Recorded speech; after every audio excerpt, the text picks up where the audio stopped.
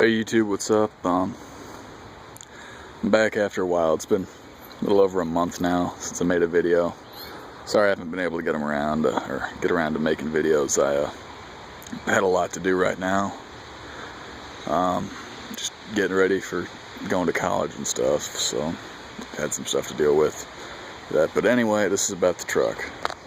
I've made some repairs, found some stuff that needs fixed still.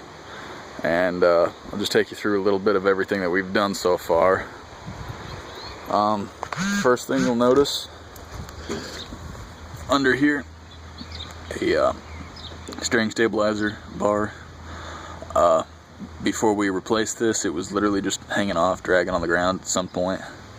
So we decided it was a good idea to fix that. And the minute we put that on there, steering got a lot better. It got a whole lot easier to steer and everything. I don't know how much I'm going to be able to show under the hood, but I mean, it's not necessarily stuff to show, but engine still looks awesome. One thing, that new Edelbrock oil breather on there, the guys that own this truck before me, I'm not happy with. Instead of having a seal like there should be under this oil breather, it's still a little hot. See that black seal there? That's where a seal should be. Instead of having a seal, Joe, Bob, and Cooter, whoever they were, decided it would be a good idea to use electrical tape. And that just annoys me, because I don't know if any little bits of electrical tape have gotten into the oil or anything like that. I've actually changed the oil twice.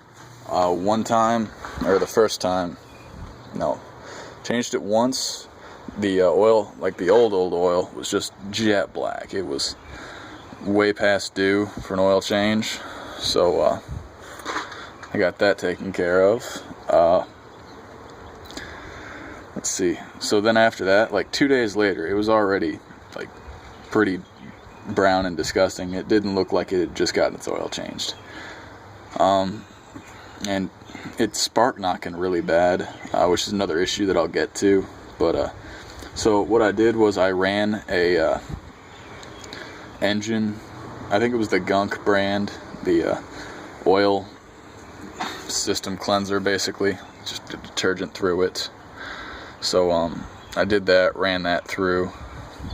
Looked like it did a good job, because it looked like there was a lot of black gunk coming out of the oil from it, and it really thins that stuff. The Gunk, I forgot the exact name of it, but what it does is basically like thins out your oil and like cleans it all out.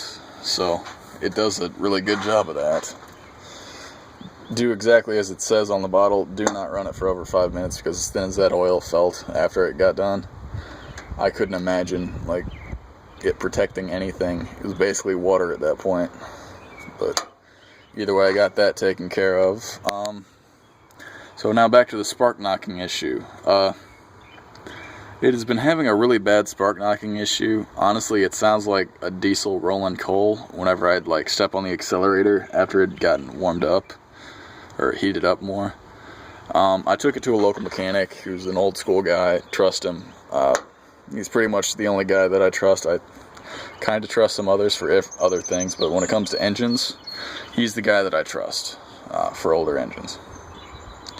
Immediately, just took a listen to it. It's like, yeah, it's spark knocking really bad. Your timing must be really off.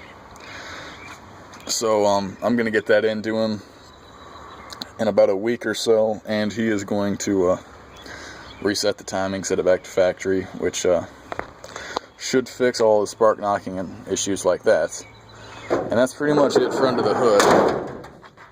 Sorry if that was loud. I still haven't gotten the latch fixed, so I'm just pinning the hood, which I don't mind.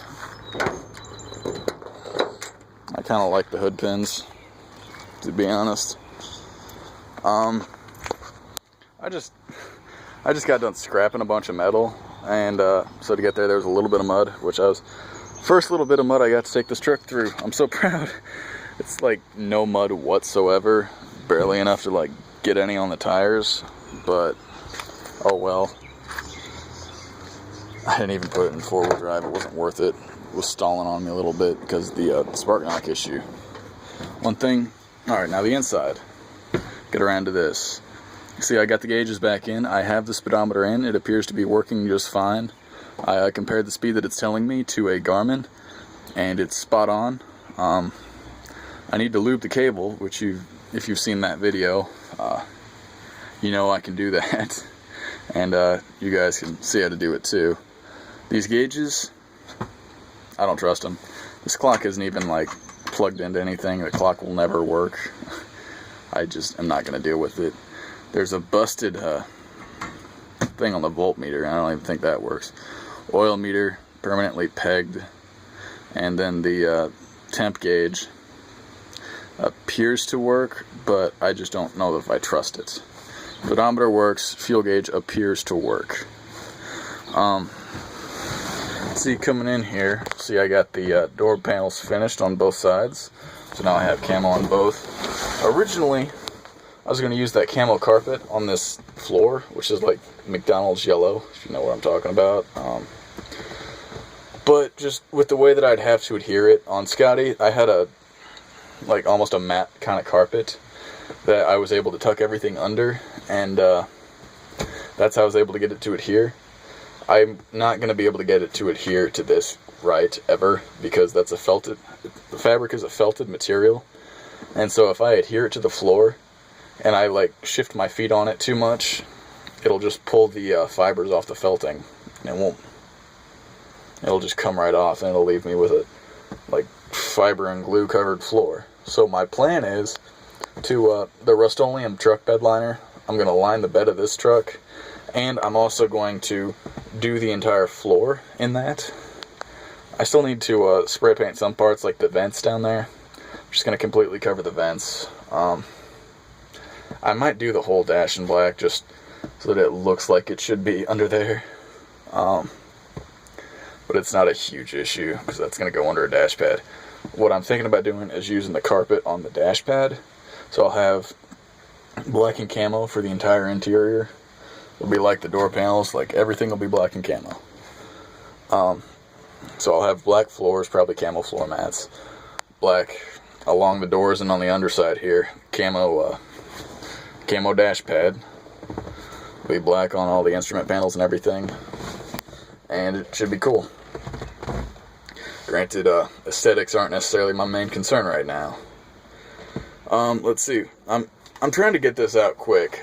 There's just a lot of things that I've done, and I'm sorry I haven't been able to keep you guys updated. So bear with me. See where the radio should be? The radio that I have that should fit in there should be perfect. It should like look the part too. Is not working for some reason that I can't seem to understand. I'm trying my best. I'm checking fuses, checking voltage, trying different wires. I can't seem to get it to run right now, so I might not be able to use that radio, which will suck. But yeah. So that's where I'm at on the radio. That's just kind of an annoyance. One thing that I did do that I wish I had made a video on to show you guys, but I don't know how much videography I could actually get of me doing this, was back in there. You can see kind of a box like past where the glove box should be. That's how you get into the heater core.